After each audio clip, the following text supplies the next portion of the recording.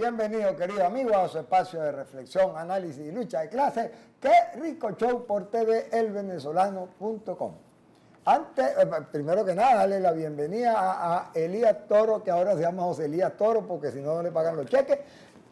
Secretario General encargado de la Confederación Venezolana, CTV, Confederación de Trabajadores de Venezuela.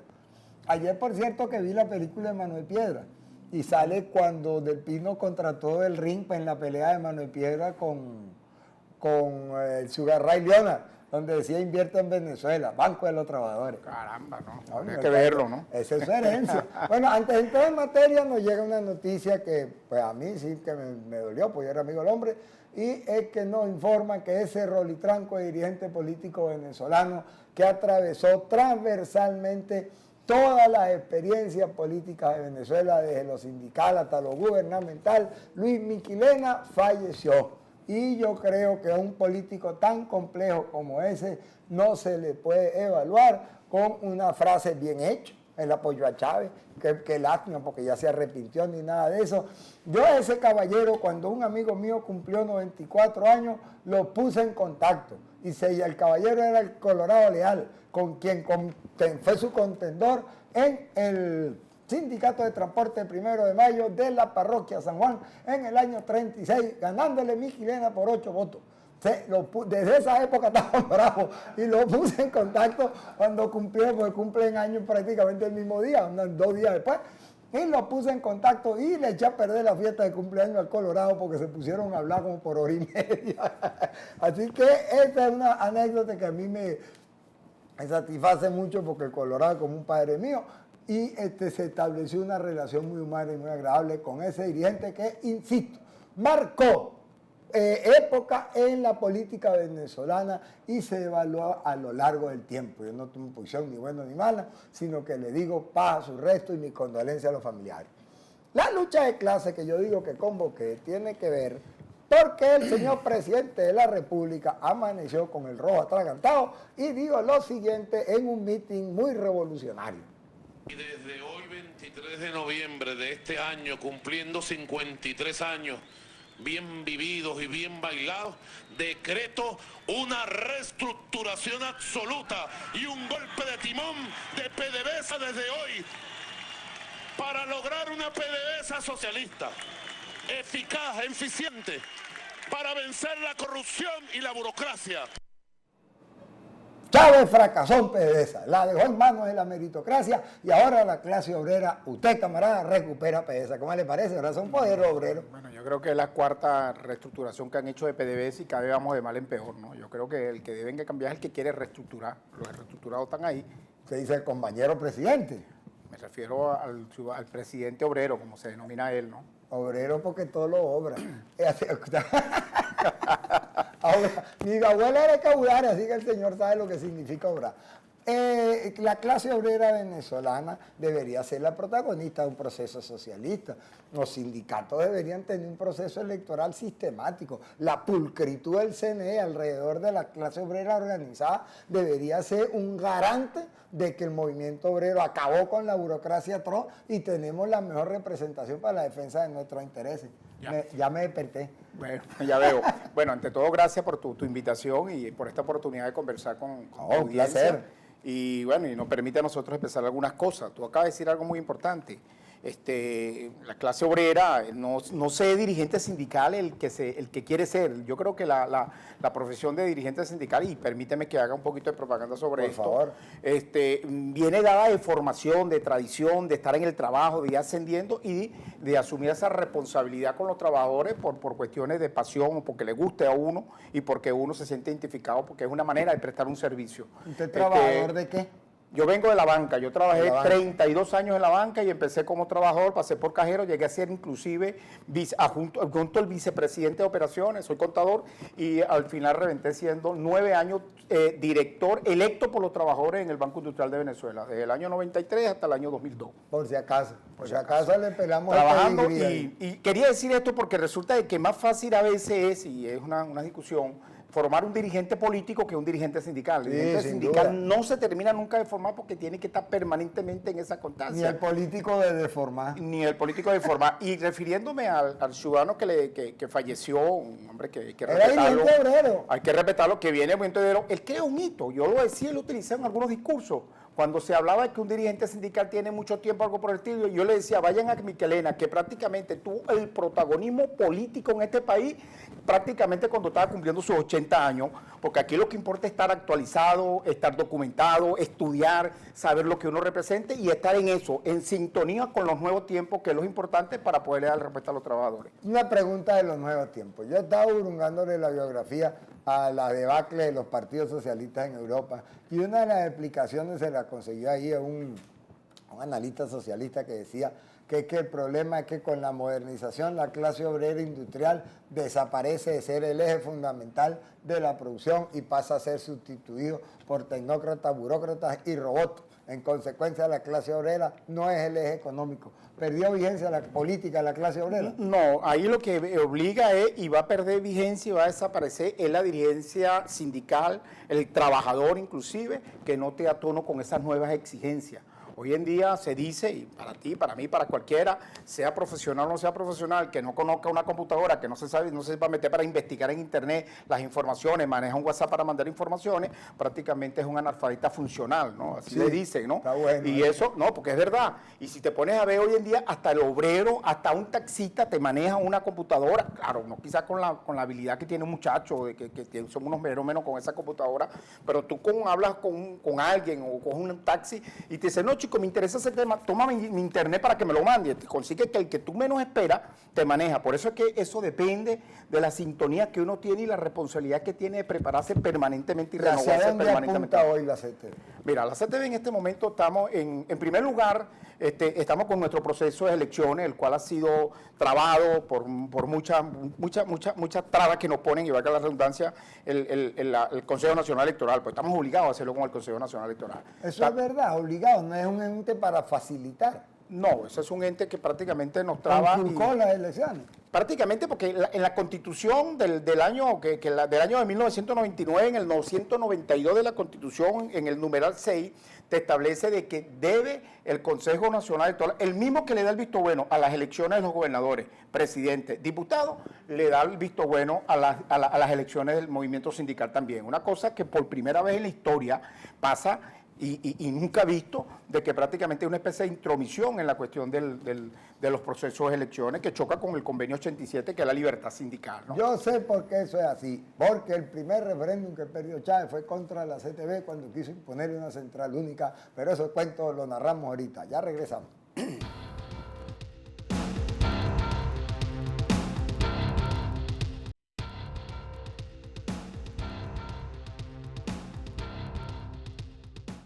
Continuamos, querido amigo, con su espacio de discusión, análisis, reflexión y lucha de clases. ¡Qué rico show por TV, elvenezolano.com! Usted que dice que el presidente de la República no tiene cerebro y que lo rapan en todos los exámenes, él se fue a presentar un examen de salario en la OIT y ahí está la boleta. Riquiti, el gobierno nacional raspado en materia salarial, denuncia a nuestro invitado. ¿Qué fue ese examen? Sí, bueno, mira, nosotros en la OIT, en el mes de junio, que estábamos allá 4 centrales, entre ellos los compañeros de Allá OIT, es Ginebra, ¿sabes? en Ginebra, Suiza, ¿no? En la OIT, en la conferencia internacional que se realiza todos los años entre el 28 de mayo y el 12-14 de junio. Llevamos 3 planteamientos, donde introdujimos una queja por el artículo 26 de la Constitución de la OIT. En esa queja era por las reiteradas violaciones de 3 convenios. El convenio 87, que tiene que ver con la libertad sindical, el libre ejercicio de la libertad sindical, porque ya sabemos que aquí tenemos hasta dirigentes sindicales bajo régimen de presentación y algunos que han estado presos, como el caso del compañero Rubén González, que tuvo casi un año preso. Que además era disidente chavista, por eso fue que le echaron Sí, preso. son disidentes chavistas. Y otros dirigentes sindicales que han sido detenidos, presos, bueno, y cuando lo sueltan bajo régimen de presentación. Esa denuncia la hicimos. Y la hicimos bajo el convenio número 95, que tiene que ver con protección al salario.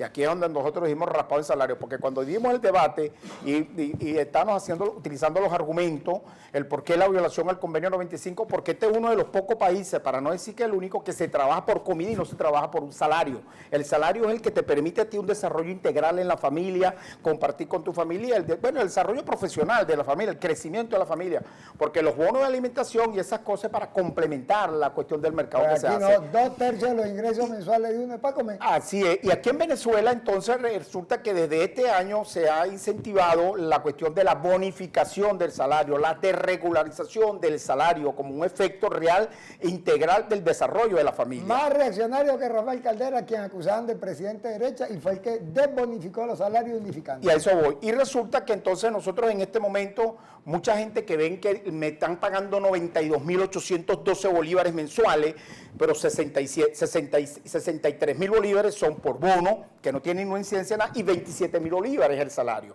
Significa que cuando le explicamos a la gente, mira hermano, cuando te den ahorita en diciembre los 2 o 3 meses de utilidades, cuando te den la pensión de jubilación, que es igual a un salario mínimo, te la están dando en función de que de 27.000 bolívares y no de 90.800 bolívares, como dice. Además no hay billete para pagar. Y no hay. Cuando te van a dar el bono vacacional, te lo van a dar en función de 27.000 y no en función de 90.000. Cuando te vayan a calcular tus prestaciones sociales, porque a lo mejor te liquidan en diciembre, te lo van a calcular en función de 27.000. Y cuando te van a calcular tus prestaciones, perdón, tu pensión de jubilación en base al último salario es en lugar de 27.000. O sea que hay un engaño, un fraude, donde aquí consideramos que es criminal como el gobierno viene manejando las políticas salariales, porque en lugar de avanzar vamos en retroceso. Y esto es algo que se esperaba, que se había superado. Sin contar la evaluación. Sí, oye, yo no estoy hablando ni de la evaluación ni nada, ese es el otro drama que tenemos en Venezuela.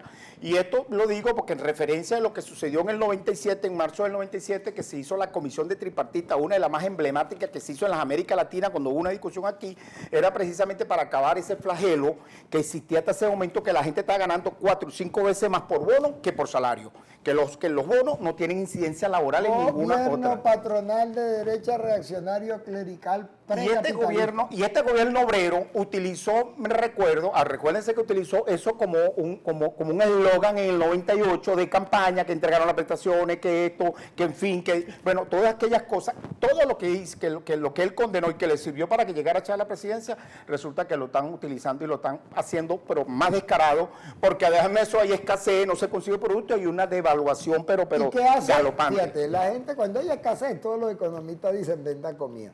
Pero entonces uno vende comida y entonces primero la comida le está costando a dólares, entonces no tiene la plata para comprar los dólares. Primera falla de esa propuesta.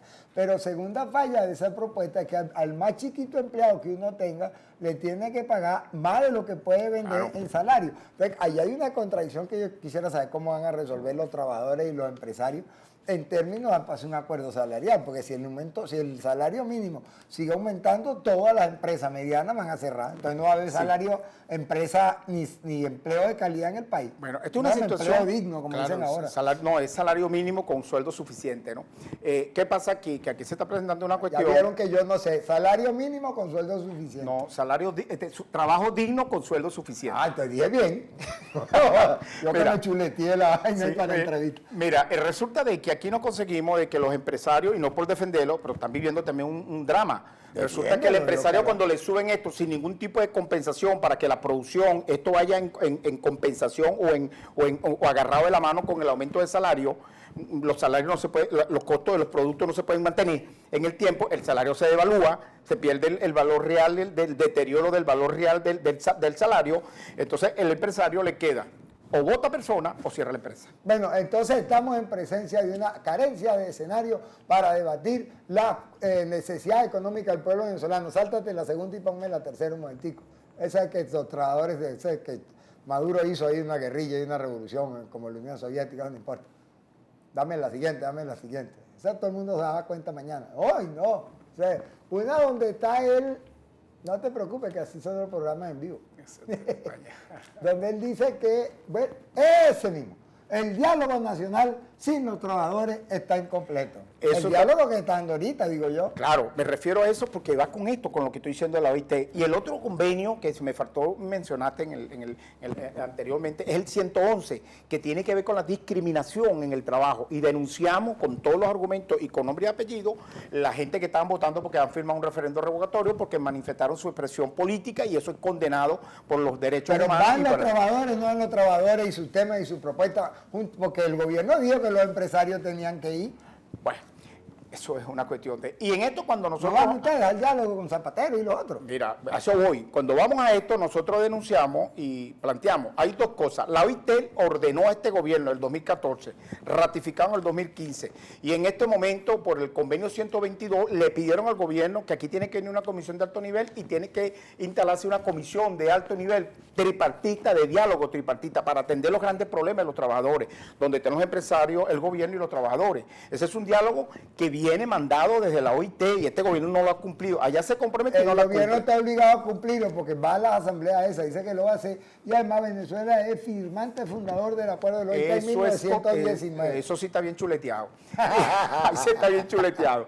Entonces resulta que el gobierno no cumple, ya dice una cosa y cuando llega aquí, y ahora se está dando un diálogo que viene, el diálogo político manejado por la Mesa de la Unidad, bueno, el que está dirigiendo esta campaña, esta guerra para tratar de recuperar la democracia, el Estado de Derecho, para tratar de impulsar el referendo revocatorio, el cual nosotros nos hemos pronunciado como CTI y como trabajadores, a favor que de que estamos de acuerdo que se haga, porque ya que no hay soluciones sociales, ya no quiere hacer diálogo tripartita, entonces hay que buscar un cambio de modelo económico y es el cambio. Cambiamos al gobierno. Cambiamos el patrón. Entonces, nosotros estamos anotados en esa. Y en esto, nosotros hemos planteado, porque como se supone que dijeron de allá del Vaticano, que sugerían que entraba Fede Cámara, que recomendaban que entrara esa discusión, bueno, a entrar Fede Cámara también tienen que entrar los trabajadores. Y por eso es que nosotros manifestamos que si no se oye la expresión o el planteamiento de los trabajadores en ese diálogo, en esa mesa, es un diálogo incompleto. Mesa de tres patas porque faltan los trabajadores. Ya regresamos.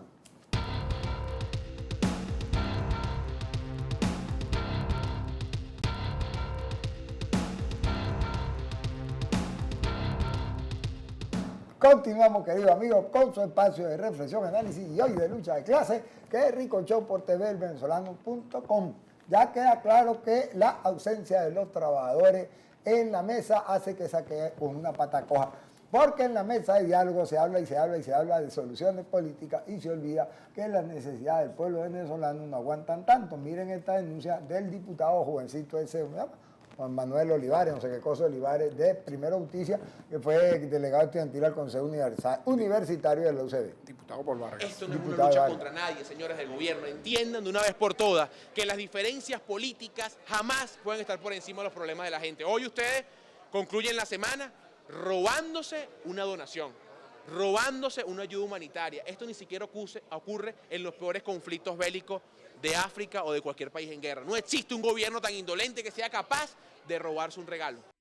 Los militares que están cuidando la distribución, sobre todo están cuidando la distribución de las coimas, de la importación, es un atajo de corrupto, y como llegó un poco de medicina que va a aliviar la necesidad del pueblo venezolano, los ladrones del CENIA la paliaron. ¿Quién diría el CENIA? El mocho de hermano del espanto del Furrial Cabello, David Cabello se llamará. Gracias a Dios que tiene un brazo nada más, oíste, si tuviera los dos no habría presupuesto en este país. ¡Qué horror! Bueno, no dejan sin medicina, lo menciono porque las luchas reivindicativas hace mucho tiempo no son los salarios, es condiciones de vida, es educación, es tiempo útil, es tiempo de ocio.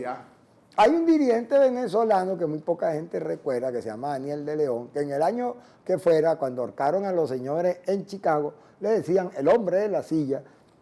Es un tipo de La Guaira, me acordé cuando dijiste lo de La Guaira, que se fue para allá y se escapó de ser ahorcado en Chicago cuando se peleaba por 8 horas de trabajo, 8 horas de estudio y 8 horas de ocio, lo que le dio origen al 1 de mayo. Chucky, estamos ahí en la candela del movimiento obrero mundial. ¡Ja! Eso es correcto, ahí está bien dateado. Ahí está. Nosotros que vamos a cumplir 80 años de fundado como CTV ahorita en el mes de diciembre, nosotros es una fecha que siempre sirve de inspiración para la lucha y todavía se mantiene hoy en día, ¿no? Eso fue en el 1886 y lo que tú dices es correcto, ¿no? Que ahí se peleaban por, o sea, la lucha y los muertos que vivieron ahí fueron por 8 horas de salario, 8 horas, perdón, de trabajo, 8 horas de descanso y 8 horas de recreación. Hoy en día la lucha ya es otra, ya la lucha es por la cuestión de la vida, por la cuestión de la salud, por lo que está diciendo el diputado Olivares de la cuestión de la ayuda humanitaria, y se la están robando cuando resulta que ellos no producen o no crean las condiciones para que se produzcan medicina, y cuando nos las traen porque X la donan o lo que sea, o se compra, resulta que tampoco llega a la distribución, se pierde el camino. Esto es verdaderamente lamentable. No es que no la produzca porque se cogen los reales para producirla, sino es que lo que traen también se lo toca. Para revenderla, todo eso va a ir a los canales, el bachaqueo ese que se llama CLAP, cuyo principal capo se llama Freddy Bernal. En Nicaragua, cuando se produjo el terremoto del año, no me acuerdo, 72 fue, que acabó con Managua para siempre, llegó una donación descomunal para proteger ese pobre país que quedó todito, completico, planito, no quedó nada. Tú vas a Nicaragua y todavía hoy no hay edificio de 3 pisos. Bueno, no sé hoy, pero todo el tiempo que no voy. Pero hasta 5 años nadie construye por arriba de 3 o 4 pisos. Todos los insumos se los robó Anastasio Somoza y reaparecieron en sus tiendas. En la tienda privada que él le dejaba negociar a sus militares y cafirotes de su régimen. Este régimen, que cada vez más se parece al de Somoza, le da los reales a los militares para administrar el hambre venezolana. ¿Qué dice el diputado Españita? El pueblo necesita comida y medicina ya. Y los militares encargados de distribuirla se la encaletan, impiden que entre y además establecen todo tipo de controles para que llegue de manera politizada. ¿Qué hace la CTV? Bueno, nosotros seguiremos denunciando, presionando, porque no nos queda nada. Aquí no hay un Estado de Derecho y seguiremos haciendo las denuncias en los organismos aquí en el país y en el plano internacional. Algunos dicen, ¿pero qué hacen en el plano internacional? No, el gobierno hay que desnudarlo en el plano internacional. Porque allá ellos con sus embajadas tratan de vender que aquí hay un paraíso y resulta que hoy en día, yo creo, y lo puedo decir por la CTV, cuando estuvimos ahí que habían 2.800 delegados en esa conferencia internacional que representando 185 países. Mira, los que tradicionalmente defendían al gobierno venezolano frente a la denuncia que nosotros estábamos haciendo sobre la discriminación en el trabajo, sobre los salarios, sobre la persecución, eran uno que otro por allá muy aislado porque ya no salía aquel gentío en años atrás como salían a defenderlo. Y uno era un cubano, el otro era un árabe, un chino por allá que salió hablando a favor del gobierno y fueron muy pocos los que porque ya es indefendible con lo que está sucediendo aquí, que es indefendible en cualquier órgano, cualquier instancia internacional. ¿Cuántos salarios básicos mínimo hace falta para comprar la canasta básica? Se estima que son 19. Ahorita tenemos por lo menos, y permíteme este número que me lo entregó ayer el amigo Oscar, Oscar Mesa, que es el que trabaja en el Senda, de la Federación Venezolana. Y ayer en una charla que tuvimos que habló de esto, pues me dice, mira, José Luis, aquí tiene lo último, ya cerrando octubre, la canasta familiar, básica familiar, cerró en 575.382. Se necesitan 19 y pico salarios mínimos para poder cumplir realmente esta necesidad. O sea, un jeque árabe con y la alimentaria familiar, que es la que tiene que ver nada más con comida, alimentos, está en 429.629. Ojo, hago una comparación. En octubre del 2015 era 61.897. Desde octubre, en 12 meses, de 61.000 a 429, mira cuánto ha crecido. 7 veces se multiplicó. En un año. ¿Y cuál es la inflación acumulada este año? 760. ¿Está equivocado el Fondo Monetario Internacional o miente Nelson Merente? Saque usted sus conclusiones.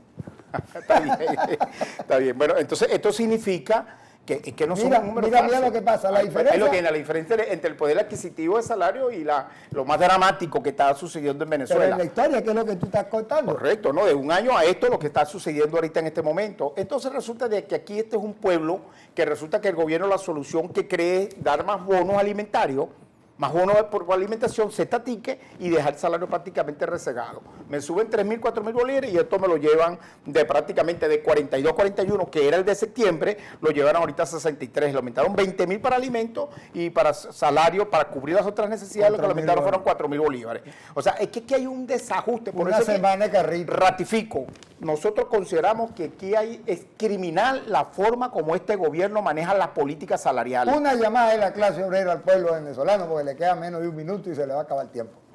¿Qué le dice usted a ese pueblo? ¿Qué le decimos nosotros al pueblo? Bueno, mira, que aquí no queda más nada que incorporarse al llamado que están haciendo los factores democráticos para impulsar, para que este gobierno entiende que ya él no puede con el problema y debe permitir que otras personas vengan con más claridad, con más precisión, con más estudio en la materia, para tratar de buscar las grandes soluciones y conseguir el bienestar para este ¿Estás pueblo. dispuesta a participar en un gobierno de salvación nacional, la CTV? Eso es cuestiones, habría que hablarlo con el resto de los compañeros, pero sí apoyaríamos todas las decisiones que vayan y enrumben, que se recupere la economía, se recupere el bienestar del pueblo y haya alimento y seguridad en este país. No, pero gobernador tiene que tener cargo, por lo menos dejarlo gobernar, digo yo. Porque la situación va peor, la cosa buena la estamos viviendo ahorita, todos los economistas dicen lo mismo, todos los dirigentes sindicales, todos los dirigentes políticos, incluidos los del PSV, menos Maduro que no se da cuenta de qué país vive. Hasta mañana, muchas gracias. Muchas gracias, querido vale, amigo. por tu Está abierta la invitación. puerta para la CTV cada vez que quiera venir para acá. Gracias, hermano mío.